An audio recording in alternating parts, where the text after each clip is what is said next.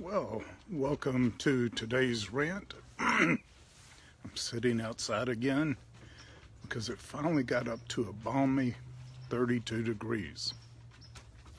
So I don't know if I'm freezing or thawing out.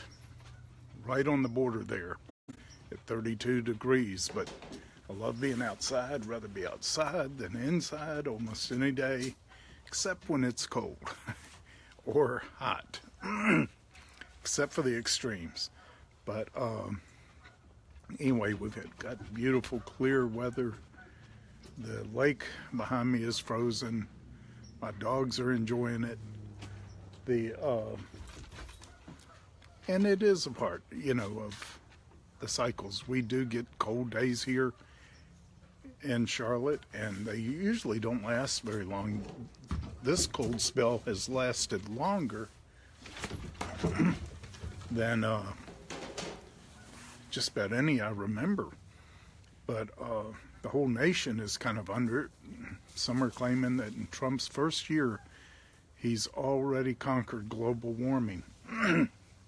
But, I don't think Trump had anything to do with it.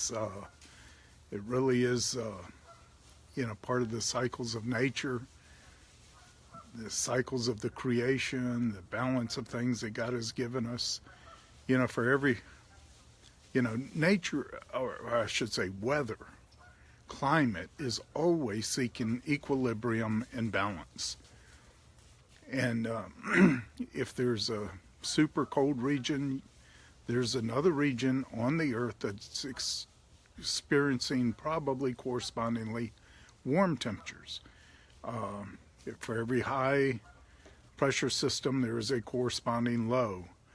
And they're always moving towards equilibrium or trying to achieve equilibrium, but never can because of a few factors, the main one being the uneven heating of the Earth's surface, which creates wind, which, starts all kinds of other things. And there is a whole lot more to science and climate, but there's your weather report for today. Don't have much to report on sports since I just haven't been that into it lately, or following a little bit here and there. And we have our local teams, local players that we know and appreciate. But I have just been under this insatiable hunger. And, today is the 6th of January, and I've already read 5 books in January. I've been plowing through them. And when I was a new Christian, a young Christian, I was so fascinated with God. It's like mind-blowing. This is the ultimate knowledge you could ever attain. I've never lost that. But I'd always been a reader, a studier. I hid it from my friends because it wasn't cool to be that way in my circles.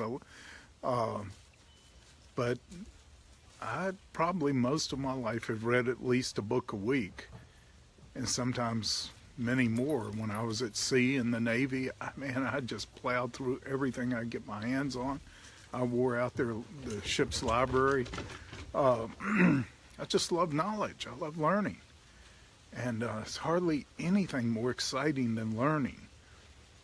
But, I've had to get busy. I've had jobs to do. I've had to lead a ministry, and I write books and, do television. I teach in our schools. I have a lot of things to do, and I enjoy all of that. I really have thought many times, and I say it often, I may have the best job in the world. I can't think of a better one. Can't think of anybody I'd rather be. And, or anyone's life I would rather have than the one I've had. It's just been awesome. But, think about this. I have believed as a student of leadership that possibly some of the greatest leaders anywhere are in the church. I say that because Nobody's going to follow a church leader because their paycheck depends on it, or if they're in the military because you have to respect the rank or of your leaders and you have to do what they say. But in the church, nobody has to follow you. Nobody has to come to church. Nobody has to do what you say. So you've got to rise to a new level. I think it's needed. I think it's rightly required. You've simply got to be anointed. You've got to have God's favor and for people to want to do or be a part of what you're saying. And I always, still wonder, why do so many people come out to listen to me or whatever? And guess what? It's not me. I'm the donkey that's being ridden. And it's about as stupid to, for me to think it's about me as it would be for the donkey that Jesus rode into Jerusalem, think all this cheering was for him. For him, the donkey. It was for the one that was riding the donkey. And but it's still a great job. It's still awesome. If you don't take it as yourself that the reason people are following you, neither are you going to be offended when they quit.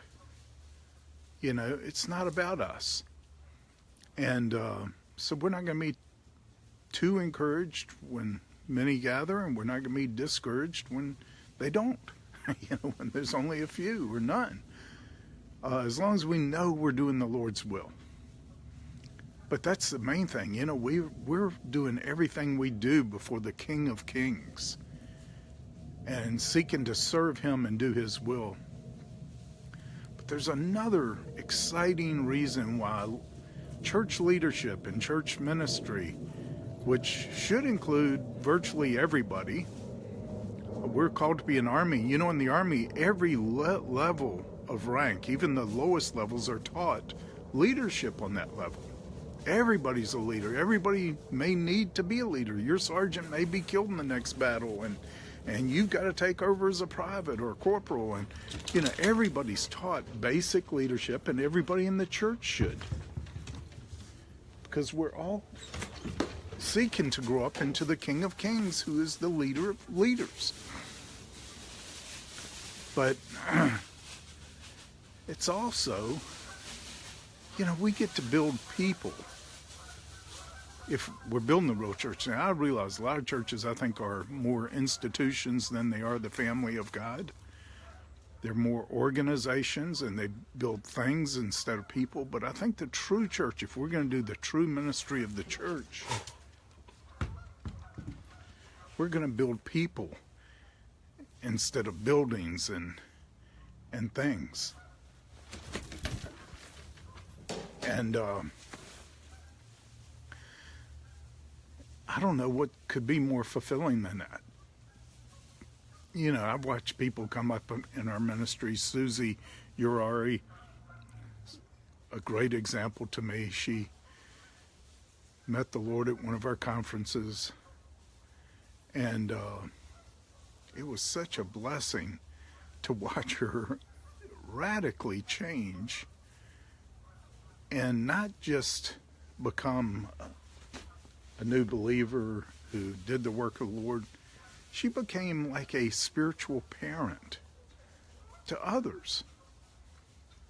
And, she was a backup singer for Reba McEntire when she came to us. And the reason she came to the Lord was she, in a drunken stupor, heard the audible voice of God say to her, quit the band. She didn't know anyone who knew God except for Don and Christine Potter. She went to them and said, look, I think I heard the voice of God. They said, what did he say? And she told him. He said, quit the band. And they said, well, you better do it. And she said, I will. I will right after this next gig we have out in California. And they were, in fact, they said, no, you need to quit now. If he spoke to you audibly like that, you've got to obey now, instant obedience. Anyway, they persuaded her. She needed to quit the band right now, so she didn't go on that trip. Well, Reba's entire band was killed the plane crash going out to that gig, Susie would have been on the plane. That just woke her up. She gave her life to the Lord in one of our first conferences, and we put her right away as a backup singer in our group. She's an awesome singer, but she didn't know she could be a lead singer. And I persuaded her she needed to lead worship at times. She was just adamant, no, I can't do that. I'm not a leader, I'm a follower. I said, no, I think you're supposed to be a leader. Anyway, she did it once and did such an awesome job. She was willing to do it again and kept doing it. But then I saw another transition to what I think is another level of maturity in Susie. When I saw her begin to get more satisfaction out of raising up other worship leaders, doing the same for others that had been done for her. And I could watch her, and she would be far happier watching others do great leading worship than she was up there doing it herself. You could see the joy. That to me is a true father or mother in the Lord. And of course, she helped raise up some of the great songwriters, some of the great worship leaders over the next couple of decades, and still doing it.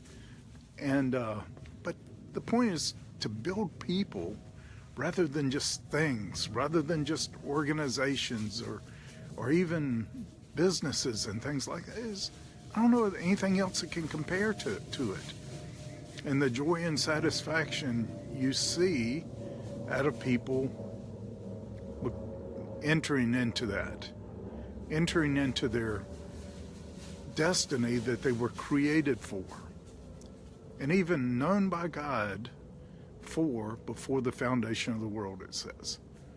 How awesome is that? Listen, I'm just boasting, or whatever you want to call it.